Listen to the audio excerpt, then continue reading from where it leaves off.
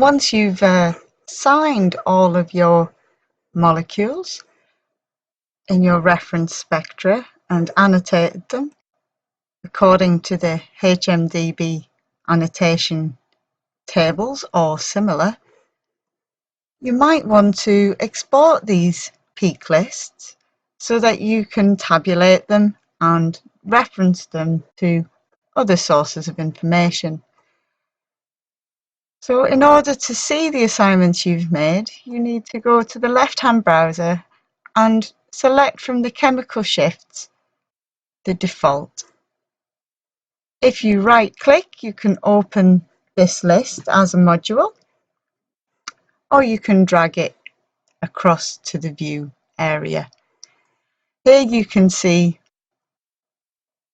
all of the assignments in your chemical shift list, and you can right-click to either export all or export the visible table as an Excel format.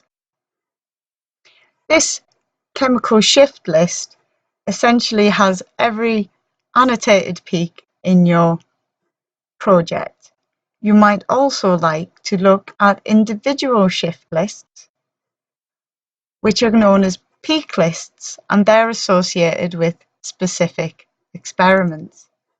This lactate HSQC, for example, only contains 2 peaks, and you can export this table as well in order to view the differences between the chemical shift table and the peak shift table.